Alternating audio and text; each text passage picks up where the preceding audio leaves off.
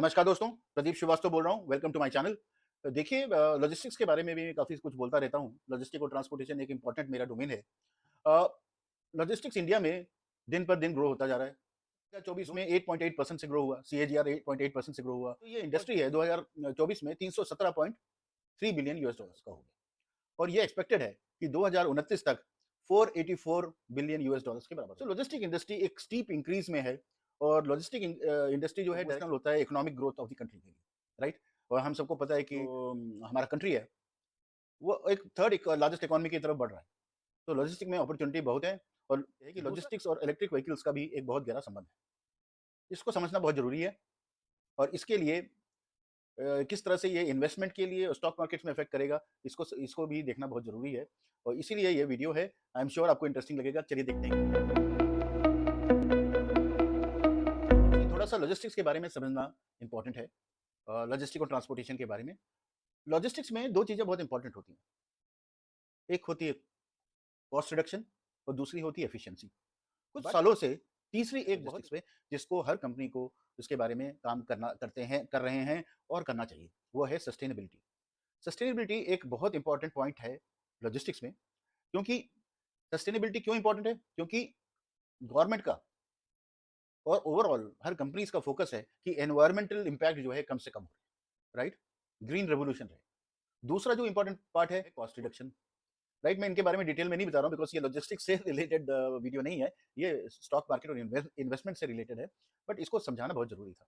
और regulatory compliance improve हो जाए, कस्टमर लॉयल्टी बढ़ जाए, रिसिलियंस बढ़ जाए और कस्टमर के एक्सपेक्टेशंस को मीट करें। बिकॉज अगर कोई multinational company chain resilience sustainability को फॉलो करती है और अगर एक लॉजिस्टिक कंपनी और सस्टेनेबिलिटी को फॉलो नहीं करती है तो उनके साथ वो एग्रीमेंट या कॉन्ट्रैक्ट बिजनेस कॉन्ट्रैक्ट नहीं करेंगे, राइट। तो ये सारी बहुत इंपॉर्टेंट पॉइंट्स हैं जिसको समझना बहुत जरूरी है। देखिए, आगे पढ़ने से पहले एक चीज और जानना बहुत जरूरी है। वो जरूरी ये है कि electric vehicles they are the key technology to decarbonize road transport, right? A sector that accounts for over 15% of global related emissions.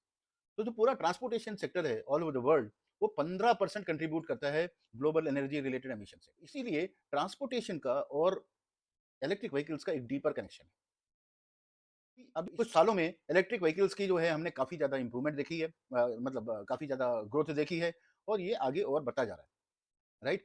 Even इसके अलावा भी अगर नॉर्मल ट्रांसपोर्टेशन की बात करें जो लॉजिस्टिक्स से रिलेटेड नहीं है, मतलब सप्लाई चेन से पर से रिलेटेड नहीं है, पैसेंजर इलेक्ट्रिक कार्स की भी जो है हमने करीब 18% 2023 में, वो भी ग्लोबली बात कर रहा हूँ, राइट। सो CO2 एमिशंस का ख्याल रखना है, नेट जीरो एमिशंस का ख्याल रखना है। ये ट्रांसपोर्टेशन सेक्टर और लॉजिस्टिक सेक्टर को चॉइस नहीं है, बट धीरे धीरे उसको सारी अपनी व्हीकल्स जो है in the entire supply chain, देखिए सप्लाई चेन में right from the start till the end, at every subset of the process the vehicles are required.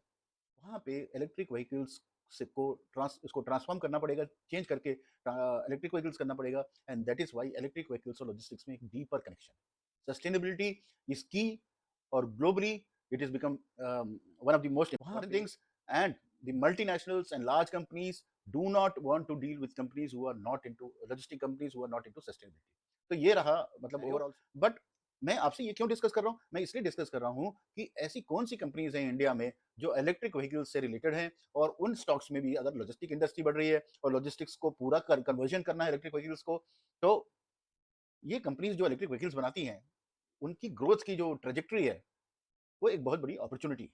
इसीलिए मैं ये समझा रहा हूँ। इंडिया का ट्रांसपोर्टेशन सेक्टर है वो एक इलेक्ट्रिक रेवोल्यूशन अंडरगो कर रहा है। मतलब the transportation sector in India is undergoing an electric revolution, right. Electric vehicles जिसको हम ईवी कहते हैं, sales are picking up speed and thanks to the government support, soaring fuel cost and ambitious green goals. एक तो fuel cost बढ़ रहे हैं, ambitious green goals हैं, गवर्नमेंट सपोर्ट है, सस्टेनेबिलिटी इज वेरी इंपॉर्टेंट। इसीलिए ट्रांसपोर्टेशन सेक्टर जो है एक इलेक्ट्रिक रेवोल्यूशन में चल रहा है, राइट। जब इलेक्ट्रिक व्हीकल्स इतनी इंपॉर्टेंट है, ट्रांसफॉर्मेशन ऑलरेडी चल रहा है, एक रेवोल्यूशनरी चेंज चल रहा है, तो आने वाले दिनों में जो 5 कंपनी इलेक्ट्रिक व्हीकल्स बनाती हैं और 5 कंपनी जो ऑटो एंसिलरीज बनाती हैं इलेक्ट्रिक व्हीकल्स के लिए, वो सारी कंपनीज में ग्रोथ की पॉसिबिलिटीज ज़्यादा है। तो मैं उन कंपनीज का नाम सिर्फ बताऊंगा, उनके बारे में डिटेलिंग कुछ नहीं करूंगा, बट आपको उसके बारे में स्टडी जरूर करना है और जहां आपको अपॉर्चुनिटी नजर आए उसके बारे में रिसर्च करिए, कंसल्ट करिए और हो सके तो इन्वेस्ट करिए। देखिए दोस्तों, जब इलेक्ट्रिक व्हीकल्स मैन्युफैक्चरिंग की बात आती है, 5 जो बड़े नाम हैं, the top 5 names in the electric vehicle manufacturers in India are Tata Motors, right? Maruti Suzuki, Hero MotoCorp, Greaves Cotton and Olectra. पांचों स्टॉक्स जो हैं बहुत इंपॉर्टेंट है, लार्ज कैप और मिड कैप स्टॉक्स हैं। इनको ध्यान से स्टडी करिए, इनको रिसर्च करिए, और इसमें ग्रोथ और अपॉर्चुनिटी जो है ट्रेमेंडस है. So there is a tremendous opportunity in this all electric vehicle manufacturers, and hence a study and research is required by you in case if you are interested to invest. Let me come to the auto ancillaries units जो electric vehicles manufacturers को supply करती हैं, और वो top 5 names जो हैं, पहला नाम है सोना BLW. इसका पूरा नाम है सोना BLW प्रिसिशन फोर्जिंग्स, और इनफैक्ट ये स्टॉक ऑलरेडी बहुत अच्छा कर रहा है और लोगों ने काफी इन्वेस्ट किया है, आप इनको जरूर स्टडी करिए. दूसरा है ल्यूमैक्स ऑटो, जो हेडलैम्प्स और हेडलाइट्स पर. मिंडा कॉर्पोरेशन एक ऑटो एंसिलरी की काफी बड़ी जाना पहचाना नाम है. ग्रैब रियल इंडिया, आपको पता है वो शॉक ऑब्जर्वर्स बनाती है, और एक अच्छी कंपनी है, अच्छा स्टॉक है. और last but not the least this Tata. तो ये 5 कंपनीज जो ऑटो एंसिलरीज में आती हैं, और मैन्युफैक्चरिंग ऑफ इलेक्ट्रिक व्हीकल्स में मैंने 5 नाम बताए हैं.